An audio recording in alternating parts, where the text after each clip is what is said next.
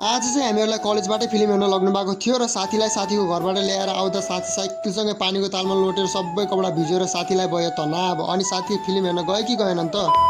All right guys, welcome back to my mini vlog. I hope तपाईँहरू सबैजना सन्चै हुनुहुन्छ होला र म पनि एकदमै सन्चै छु। आज चाहिँ मेरो मिनी भ्लगको सुरुवात हुन्छ कलेजबाट आउँदा आउँदै बाटैमा, किनभने आज हामीहरूलाई कलेजबाटै फिल्म हेर्न जाने कुरो थियो। अनि घर गएर खानासाना खाएर 11:45 स्कुल पुग्ने पनि कुरा थियो। त्यसैले म घर आउनु बित्तिकै पहिला त खानासाना खाएर म सिधै साथीको घरतिर जान्छु। अनि आज चाहिँ फिल्म हेर्न जाने कुरा भएकोले ढिला हुन्छ भनेर एक्स्ट्रा क्लास 45 मिनटको क्लास पनि 15 मिनट मात्र पढ्यो। अनि साथीको घर आउँदा साथी पनि रेडी भइसकेको थियो। अनि त्यसपछि फ्रिजमा हेर्दा त एउटा स्याउ देखेँ, त्यसपछि स्याउ खाँदै आएको। साथीले पछाडिबाट सुनिल भनेर बोलाउँछन्, त्यसपछि किन बोलायो भनेर पछाडि फर्केर हेरेको यता त साथीले सिधै नालातिर गोडाइ पानी। साथीको घर छेउनेर फेरि पानीको पुरै तलाउ नै तालिएको छ, त्यही भएर साथीलाई साइकल उठाएर पिल्लर आऊ भनेको त साथीले सक्दै नसकेर सिधै नालामा भयो। त्यसपछि साथीलाई खै छोड भनेर मैले दुई हातले साइकल समातेर पुरै पिल्लर साइकललाई तर हामी स्कुलमा पुग्ने बित्तिकै सबै केटाकेटीहरू त पुरै हिँडिसकेको रहेछ। त्यसपछि एकछिनको पैदल यात्रा पछि हामी सिधै अटोमा जाने प्लान पनि बनायौँ। फिल्म हेर्न पनि के हिँड्दै जाने भनेर हामी 6-7 जना चाहिँ अटोमा पुरै प्याक भयो। नेपालगञ्जको सबैभन्दा नम्बर 1 सिनी रोयल फिल्म हलमा पुग्छ। त्यसपछि केटाहरूले मौकाको फाइदा उठाउँदै भिडियो पनि बनाउँछन्। अनि एकछिन सबैजना लाइन लागेपछि